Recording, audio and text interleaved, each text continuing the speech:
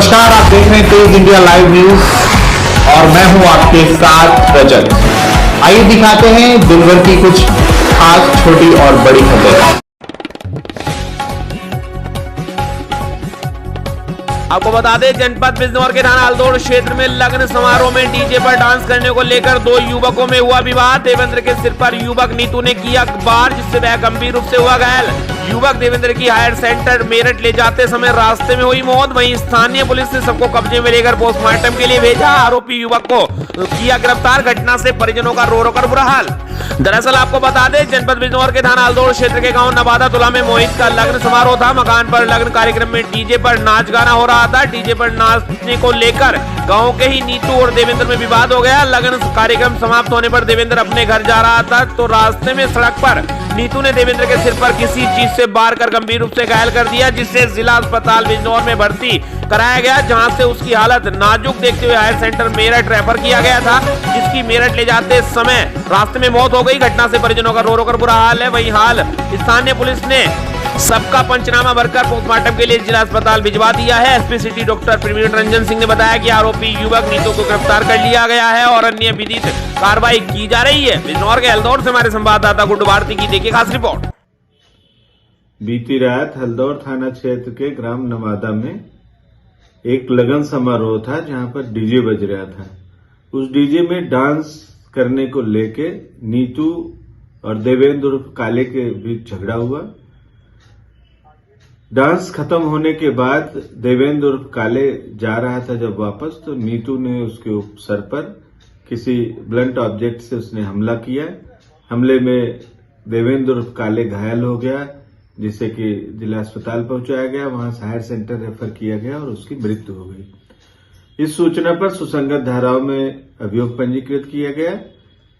अभियुक्त की गिरफ्तारी हो गई है। उसको माननीय न्यायालय के समक्ष प्रस्तुत करके अग्रिम विधिक कार्यवाही प्रचलित है।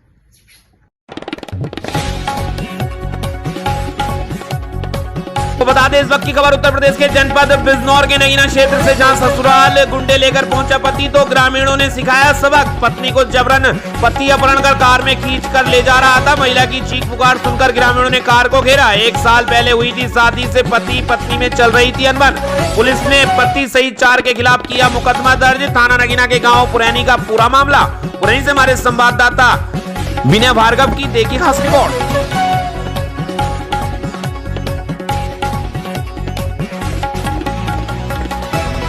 आपको बता दें, गाजियाबाद के मुरादनगर में सह विश्वा कॉलोनी में रहने वाले मोहम्मद यूनुस ने बताया, मेरा भाई यामीन व उसकी पत्नी सलमा जो बहुत ही बदतमीजी गाली गलौज पे झगड़ा करते हैं, आए दिन सभी के साथ मारपीट व झूठे मुकदमों में फंसाने की बेदबंगों की धमकी देते हैं और झूठी शिकायत किसी के भी खिलाफ पुलिस चौकी को देता है। यूनुस ने बताया, मेरे पिता के साथ भी मारपीट करता है और पीड़ित ने बताया, हम आला अधिकारियों के पास भी गए लेकिन मदद नहीं हो पाई और झूठे मुकदमों में फंसाकर चामुंडा चौकी को पैसे दिलवाता है। यूनुस ने बताया, मेरे बेटे का जान से मारने की धमकी भी दी। मुरादनगर थाना अध्यक्ष सतीश कुमार से न्याय की गुहार लगाई है। सभी पीड़ित और यूनुस, इदरीसी, राशिद अली, मुस्तकीम, कासिम, नौशाद, रेशमा, नईम, नाजिम, शकील, फारूक आदि मौजूद रहे और सभी को मुरादनगर थाना अध्यक्ष सतीश कुमार ने न्याय का आश्वासन दिया। अब देखना यह होगा कि पीड़ित की मदद कब तक और कैसे होती है। मुरादनगर से हमारे संवाददाता आमिर मलिक की देखिए खास रिपोर्ट। सर, हम इसलिए आए हैं, हमारे छोटे भैया भावा जो हैं वे हमेशा से भविष्य में पूरे परिवार को परेशान करते आ रहे हैं और सारे पड़ोसियों को भी परेशान कर रहे हैं। उनकी परेशानियों की स्थिति में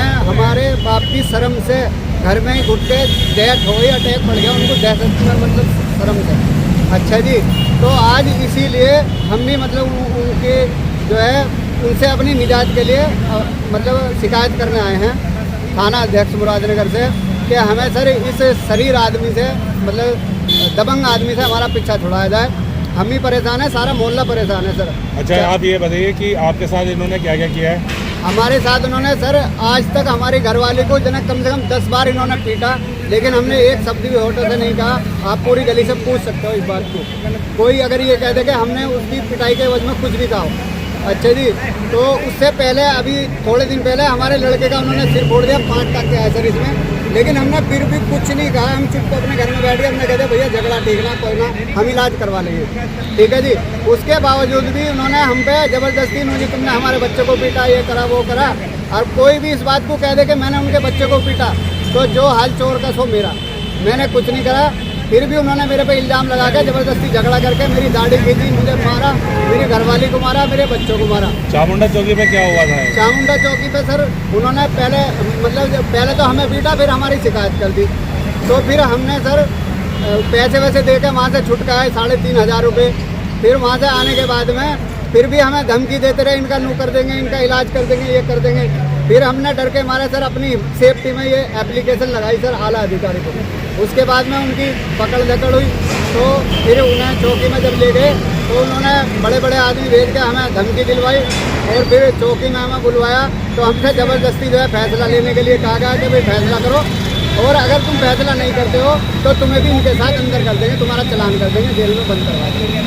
तो सर तुम्हारा नाम क्या है? मुरसलीम।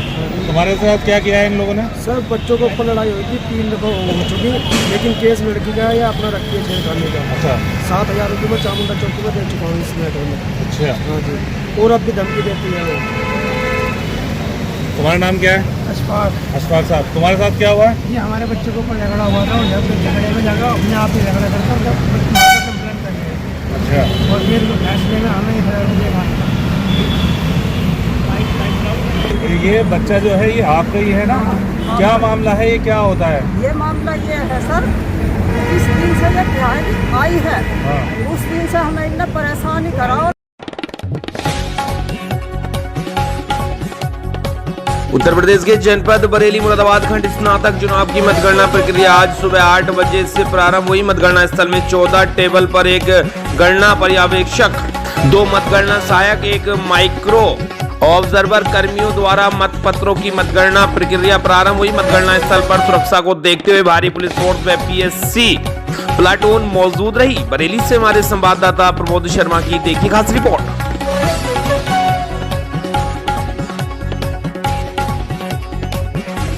आपको बता दें, उत्तर प्रदेश के जनपद शाहजहांपुर के थाना जलालाबाद पुलिस को मिली बड़ी कामयाबी। 15,000 रुपए के इनामी अपराधी को किया गिरफ्तार। आपको बता दें, प्रदेश के मुखिया योगी आदित्यनाथ निरपराध मुक्त उत्तर प्रदेश बनाने में उधर दूसरी तरफ उत्तर प्रदेश पुलिस शहर से लेकर गांव तक अपराधियों के खिलाफ पुलिस धरपकड़ में लगी है। उसी क्रम में सारून पुत्र खुदियार पलरई काफी लंबे अरसे से जनसेवा केंद्र में से ठगी करने एवं गिरोह सक्रिय था, जिसके चलते जलालाबाद पुलिस ने अभियुक्त को गिरफ्तार करके पहले ही न्यायालय हिरासत में भेज दिया था। वहीं अभियुक्त शाहरुख उपभोक्ता एक गिरोह जनसेवा केंद्र पर पैसे निकालने वाले व्यक्तियों के अंगूठे की डमी बनाकर अंगूठे को क्लोन आर्टिफिशियल तरीके से तैयार कर धोखा देकर उनके आधार कार्ड और पासबुक अपने पास रख लेता था। उन्हीं के अंगूठे के निशान के माध्यम से पैसा निकाल लेता था। शाहजहांपुर पुलिस ने 15,000 का इनाम भी घोषित कर रखा था। थाना जलालाबाद पुलिस ने शाहरुख को गिरफ्तार करके न्यायालय के समक्ष भेज दिया है। जलालाबाद से हमारे संवाददाता सुनील कुमार की देखी खास रिपोर्ट।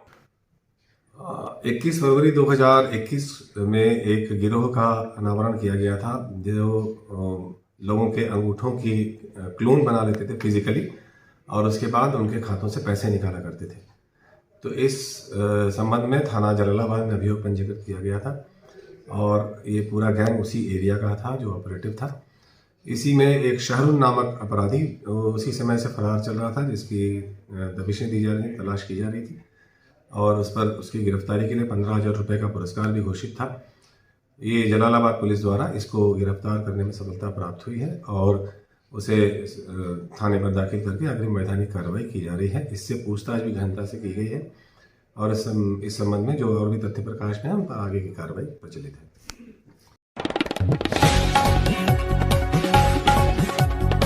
आपको बता दें, उत्तर प्रदेश के जनपद बहराइच के विकासखंड में पूर्वांतर्गत स्थित ग्राम सभा जालिम नगर में मानक विहीन नाली का निर्माण कराया जा रहा है। ग्रामीणों ने बताया कि प्रधान प्रतिनिधि वीरेंद्र गुप्ता द्वारा बहुत ही घटिया मटेरियल इस्तेमाल में नाली का निर्माण कराया जा रहा है, जिसमें पीली ईंटों का प्रयोग कर लगभग 1.5 किलोमीटर लंबी बन रही नाली में जमकर भ्रष्टाचार किया जा रहा है। अपनी खानापूर्ति में संबंधित अधिकारी कर्तव्य विमूढ़ होकर मौन बने हुए हैं। आपको बता दें, स्वच्छ भारत मिशन ग्रामीणों के विभिन्न बजट का बनाया गया है मजाक।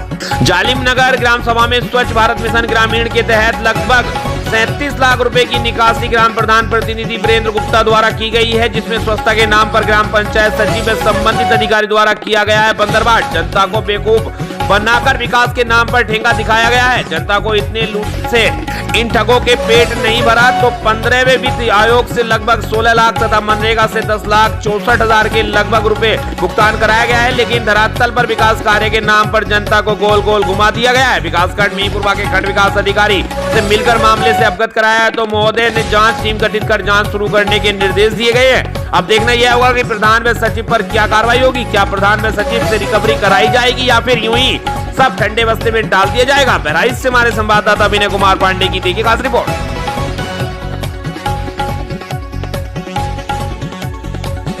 आपको बता दें वहीं बहराइच जनपद मीरपुरवा विकासखंड के जालमी नगर गांव में ग्रामीणों की सूचना पर एक अखबार के दैनिक संवाददाता समाचार संकलन करने गए हुए थे। इससे आग बबूला ग्राम प्रधान पुत्र ने अपशब्द कहते हुए गोली मारने की धमकी दी। पुलिस ने मुकदमा दर्ज कर जांच शुरू कर दी है। आपको बता दें मोतीपुर थाना क्षेत्र की ग्राम पंचायत जालमी नगर में नाली और सड़क निर्माण का कार्य चल रहा है। ग्राम पंचायत निधि से बन रहे नाली का निर्माण महिला ग्राम प्रधान के पुत्र वीरेंद्र गुप्ता पुत्र विशेश्वर दयाल द्वारा कराया जा रहा है। गांव के लोगों ने निर्माण कार्य में मानक विहीन सामग्री प्रयोग किए जाने की शिकायत क्षेत्रीय संवाददाताओं से की थी, जिस पर सभी समाचार संकलन के लिए गए थे। इससे ग्राम प्रधान पुत्र वीरेंद्र आग बबूला हो गए और अपने समर्थकों के साथ मिलकर संवाददाता से हाथापाई भी की, जिसमें संवाददाता का कैमरा भी टूट गया। जब बुधवार को संवाददाता द्वारा खबर प्रकाशित की गई तो ग्राम प्रधान प्रतिनिधि वीरेंद्र गुप्ता द्वारा संवाददाता को गोली मार देने की धमकी दी गई। वही संवाददाता नानपारा से मीरपुरवा आ रहा था तो प्रधान प्रतिनिधि वीरेंद्र गुप्ता अपने समर्थकों के साथ संवाददाता की गाड़ी का पीछा करते रहे। किसी तरह संवाददाता छुपते छुपाते थाना मोतीपुर पहुंचा। थाना अध्यक्ष मुकेश कुमार सिंह को पूरे मामले के बारे से अवगत कराया। थाना अध्यक्ष ने मामले को गंभीरता से संज्ञान से लेते हुए ग्राम प्रधान पुत्र वीरेंद्र गुप्ता के विरुद्ध मुकदमा दर्ज कर जांच शुरू कर दी है। प्रभारी निरीक्षक मुकेश कुमार सिंह ने बताया कि खड़िया निवासी अनिल कुमार मौर्य की तहरीर पर मुकदमा दर्ज कर विवेचना उप निरीक्षक अरविंद कुमार मिश्रा को सौंपी गई है। बहराइच से हमारे संवाददाता विनय कुमार पांडे की देखिए खास रिपोर्ट।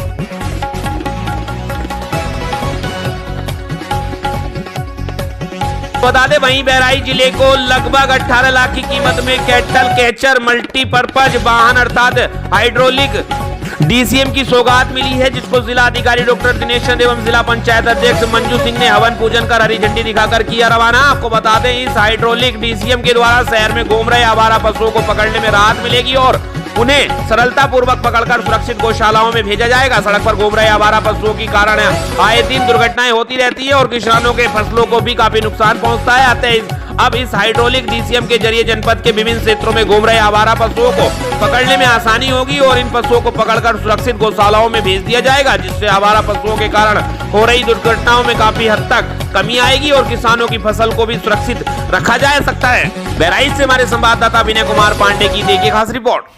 मुझे प्रसन्नता है कि माननीय मुख्यमंत्री जी के निर्देश के क्रम में हमारे जनपद के माननीय जिला पंचायत अध्यक्ष श्रीमती मंजू सिंह जी और उनके अन्य अधिकारियों के सहयोग से आज ये वाहन निराश्रित गोवंश को किस प्रकार से पकड़ा जाता आप लोग देखते थे, उसको सुगमता से निराश्रित गो आश्रय स्थल पर पहुँचाया जा सके, उसके लिए माननीय अध्यक्ष जी ने आज ये जनपद बहराइच के नागरिकों को समर्पित किया है। इसका संचालन पशुपालन विभाग और खंड विकास अधिकारी एवं जिला पंचायत के जो अधिकारी हैं उनके माध्यम से किया जाएगा। इसके आने से पहले बड़ी कठिनाई होती थी निराश्रित गोवंश को पकड़कर दूसरे स्थान पर ले जाने के लिए, ये इससे सुविधा होगी। मैं माननीय अध्यक्ष जी का और पूरे जिला पंचायत का आभार व्यक्त करता हूँ। साथ ही माननीय मुख्यमंत्री जी के निर्देशों के क्रम में विकास खंड में भी हम लोग ये इस प्रकार के वाहन खरीद रहे हैं, जिससे कि सुगमतापूर्वक पशुओं को पहुँचाया जा सके। बता दें उत्तर प्रदेश के संगम नगरी प्रयागराज पहुंचे बागेश्वर धाम के पीठाधीश्वर पंडित धीरेन्द्र शास्त्री को देखने पहुंचे लाखों भक्त। प्रयागराज मेजा के कुंवर पट्टी में बागेश्वर धाम के पीठाधीश्वर पंडित धीरेन्द्र कृष्ण शास्त्री के दर्शन के लिए उमड़ी श्रद्धालुओं की अपार भीड़। पुलिस प्रशासन की भीड़ को काबू करने की व्यवस्था फेल, लोग एक झलक के लिए बेकाबू। बद इंतजामी के कारण ऐसे ही होती है भगदड़ जैसी घटनाएं। आला अधिकारी आखिर क्यों नहीं लेते हैं सबक। प्रयागराज से हमारे संवाददाता दिवाकर केशरवानी की देखिए खास रिपोर्ट।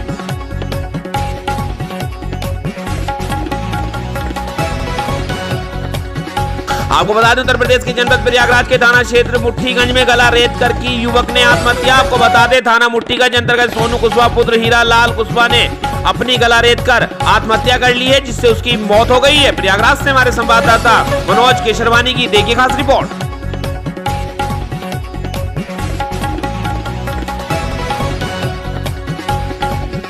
आपको बता दें इस वक्त की अगली खबर उत्तर प्रदेश के जनपद कुशीनगर से, जहां कुशीनगर के कसाया थाना क्षेत्र अंतर्गत गीता देवी ने आरोप लगाया है कि अपनी बेटी की शादी मोहनलाल शर्मा पुत्र किशन देव शर्मा मजुआ थाना पटहेरवा जिला कुशीनगर के 1 वर्ष पूर्व दहेज में मोटी रकम देकर बड़े ही धूमधाम के साथ अपनी लाडली बिटिया की प्रिया की शादी मोहनलाल शर्मा के साथ की थी। हमारी लाडली बिटिया ससुराल मात्र 10 दिन रही, उसके बाद मोहनलाल शर्मा ने बीएड की परीक्षा की बहाना करके प्रिया को मायके भेज दिया। उसके बाद प्रिया से कहा कि हम हाई कोर्ट का वकील है, तुम्हारे माँ बाप दहेज के रूप में बड़ी गाड़ी नहीं दिए, तुम स्विफ्ट डिजायर अपने माँ बाप से खरीदवा कर लाना, नहीं तो मैं तुम्हें छोड़ दूंगा। तभी से कई बार वादा करता रहा मगर आज तक बुलाने नहीं आया। उसके बाद फोन पर बद्दी गाली देते हुए जान से मारने की धमकी, मानसिक प्रताड़ना करता रहा। तंग आकर पीड़ित परिवार ने स्थानीय थाने पर तहरीर देकर मुकदमा दर्ज कराया है।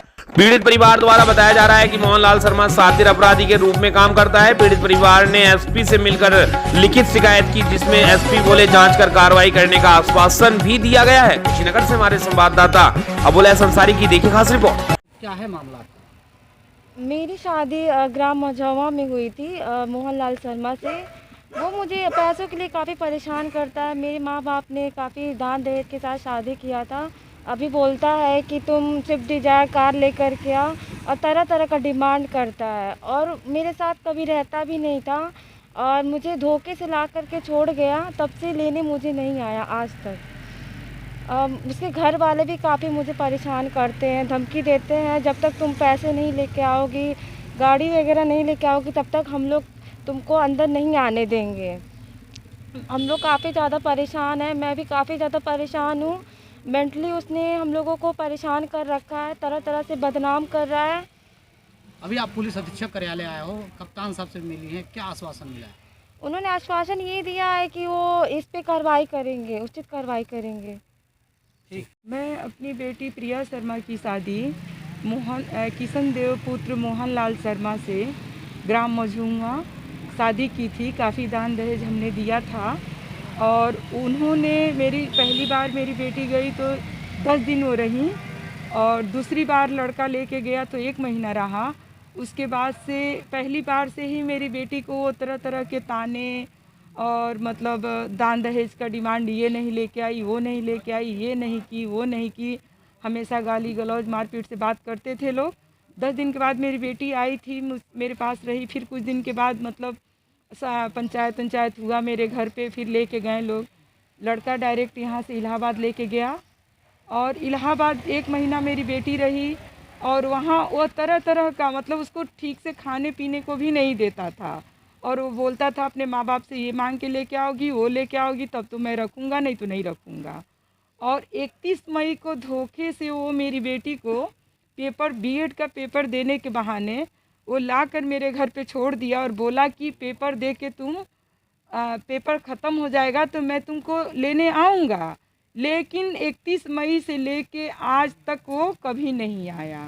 हमने बहुत प्रयास किया, पंचायत में भी जब मैं पंचायत बैठाई हूँ वो भाग गया है। इसमें वो अपने अच्छे लोगों का भी नाम बदनाम कर रहा है, बोल रहा है कि मैं वकील हूँ इलाहाबाद हाई कोर्ट का, तुम मेरा कुछ नहीं बिगाड़ पाओगी, अच्छे लोगों से मेरी जान पहचान है और मतलब हमको मारने की, हमारे बच्चों को मारने की, आपको धमकी देता है। हाँ, तरह तरह का मतलब वो करता है। हम लोग सर बहुत परेशान हैं, कहीं से हम लोग को कोई मदद नहीं मिल रहा है।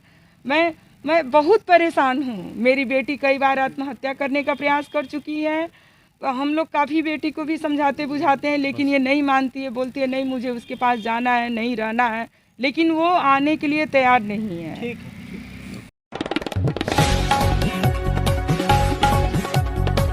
आपको बता दें इस वक्त की खबर उत्तर प्रदेश के जनपद बस्ती से, जहां बस्ती के भानपुर नगर पंचायत के कर्मचारी वेतन न मिलने से परेशान, खा रहे दर की ठोकरें। जी आपको बता दें मामला बस्ती जिले की नगर पंचायत भानपुर का है, जहां पर लगभग 2 से 3 महीनों का सफाई कर्मचारियों, ड्राइवर आदि कर्मचारियों का वेतन नहीं भुगतान हुआ है, जिस कर्मचारियों के बल पर नगर पंचायत की साफ सफाई एवं स्वच्छता बनाई जाती है। आज उन्हीं कर्मचारियों का वेतन का भुगतान नहीं हो रहा है। इस मामले पर जब ईओ भानपुर ऋचा सिंह से बात करने की कोशिश की गई तो बाइट देने के लिए कतराती नजर आई ऋचा सिंह। उन्होंने कहा एडीएम सर से बात कर लीजिए, भुगतान को लेकर अभी कर्मचारियों का अटेंडेंस प्रक्रिया पूरा नहीं हुआ है, प्रक्रिया पूरा होते ही भुगतान करा दिया जाएगा। लेकिन सवाल इस बात का उठ रहा है कि जो सफाई कर्मचारियों का प्रधानमंत्री के द्वारा पैर धुलकर सम्मान किया जाता है, आज वही सफाई कर्मचारी भानपुर नगर पंचायत में दर-दर की ठोकरें खा रहे हैं अपने ही वेतन के लिए।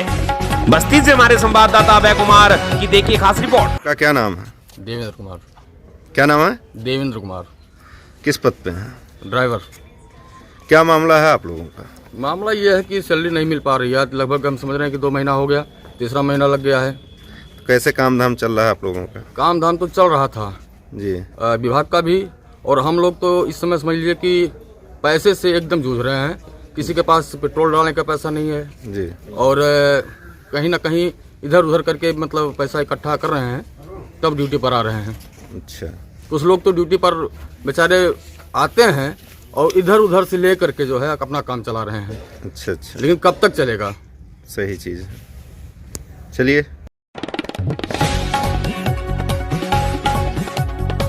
उत्तर प्रदेश के जनपद झांसी के तहसील करोठा अंतर्गत मोटी कटरा घाट पर निजी भूमि पट्टे के नाम पर रात्रि के अंधेरे में दशान नदी से अवैध खनन जारी। कुछ दिन पहले जीपीएस कैमरे से बनाए गए वीडियो वायरल होने के बाद प्रशासन ने कार्रवाई करते हुए 12 ट्रक पकड़े थे। रसूखदार नेता के वर्चस्व से खनिज विभाग ने चंद घंटों में गाड़ियों को रिलीज करने का दिया था आदेश। प्रतिदिन वीडियो वायरल होने के बाद भी प्रशासन नहीं कर रहा कोई कड़ी कार्रवाई न होने से खनन माफियाओं के हौसले बुलंद। झांसी से हमारे संवाददाता समद अली की देखिए खास रिपोर्ट।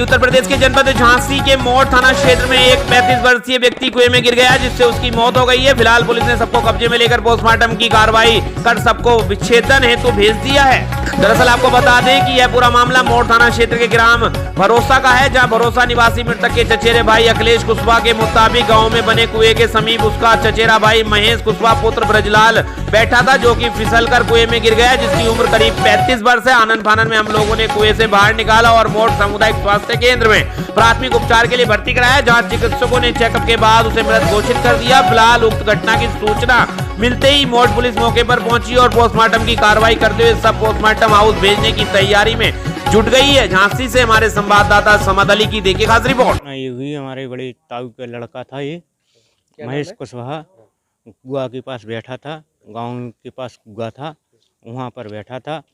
चक्कर सा आया और गिर पड़ा। 9:30 बजे की ये घटना है। उन्हें काढ़े में थोड़ा टाइम लगा। अपने वाहन से ट्रैक्टर से लाए हैं मोट सरकारी अस्पताल में। यहाँ डॉक्टर ने मृत घोषित कर दिया है। पुलिस को सूचना दी है। पुलिस मौके पर आई है, जांच पड़ताल कर रही है उसकी।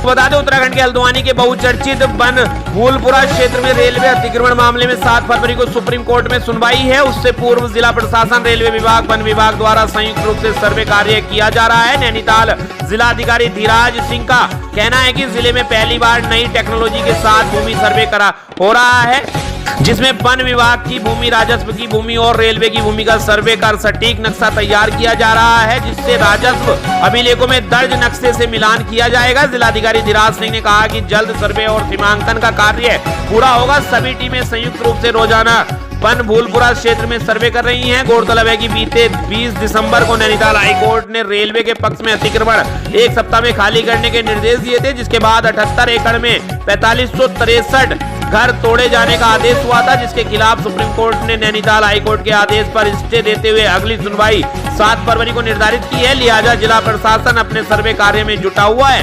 यानी हल्द्वानी से हमारे संवाददाता अनवार हुसैन की देखिए खास रिपोर्ट। ये जो पहले 2016 में कभी सीमांकन हुआ है, तो उसमें रेलवे के मैप के आधार पे हुआ, वो भी समय समय पे रेवेन्यू का जो स्टाफ था उन्होंने उनको असिस्ट किया, पुलिस फोर्स भी उसमें साथ थी। चूँकि हमें अभी जो नजूल भूमि है और रेलवे की भूमि है उसके स्टेटस के बारे में जानकारी हमें देनी है, इसलिए ये जॉइंट सर्वे हम लोग करा रहे हैं, जिसमें रेलवे की पूरी टीम है, रेवेन्यू की हमारी टीम है और फॉरेस्ट की टीम है।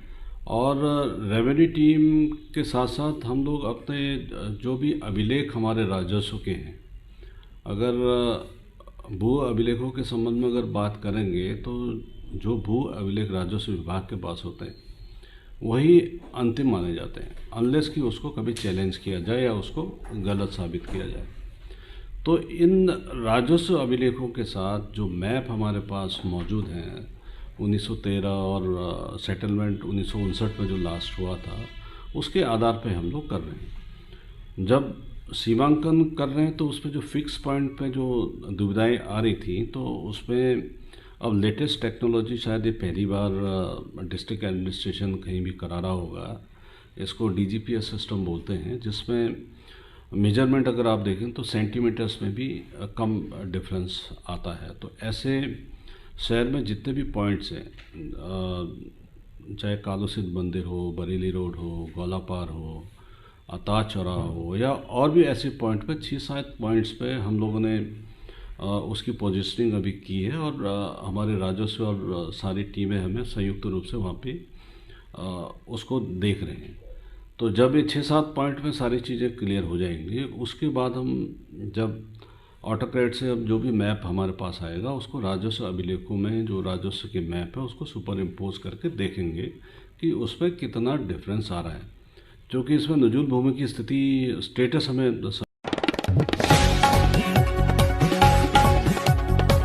को बता दें, हरियाणा के करनाल के बीचों बीच स्थित लगभग 200 करोड़ की मेला राम स्कूल की जायदाद को धोखाधड़ी व गैर कानूनी ढंग से हड़पने में मात्र 240 करोड़ रुपए में अपने ही आदमियों को बेचकर सरकार को चूना लगाने का आरोप आर्य केंद्रीय सभा एवं अन्य आर्य समाज संस्थान द्वारा लगाया गया है, जिसमें बताया गया है कि मेला राम स्कूल के संबंध में करनाल के बीचों बीच स्थित लगभग 200 करोड़ रुपए की मेला राम स्कूल की जायदाद फर्जी तरीके से बेची जा रही है, जिसकी न्यायिक जांच होनी चाहिए। करनाल से हमारे संवाददाता राजेंद्र कुमार की देखी खास रिपोर्ट। की कीमत बहुत कम थी और यहाँ पर कुछ भी विकास नहीं था। ऐसे में आज जब उसकी डेवलपमेंट बढ़ गई है, पैसे की कीमत बढ़ गई है, तो ये आवाज आज अब क्यों उठी है? ऐसा होता है जब कोई गड़बड़ होगी, जब कोई घोटाला होगा तभी आवाज उठेगी ना। जब तक ये स्कूल चल रहा था आवाज उठाने की जरूरत क्या थी? जब कोई घोटाला होगा, जब किसी समाज की जमीन के ऊपर कब्जा करने का प्रयास होगा, तभी आवाज उठाई जाएगी।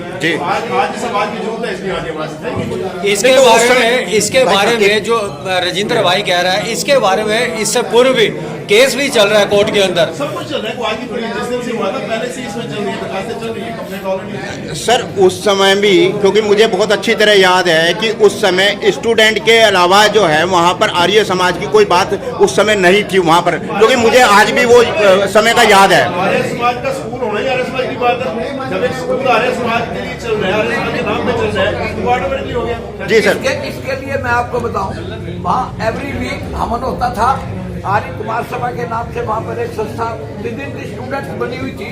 जी वो तो ठीक थे, लेकिन आर्य समाज की वहाँ पर कोई बात नहीं कही गई थी, भूमि के बारे में बात नहीं कही गई थी। ऐसा है, आप इसको यू आर मिसअंडरस्टैंडिंग कि भाई वो आर्य समाज की संस्था के नाम से हर सैटरडे को हवन होता था।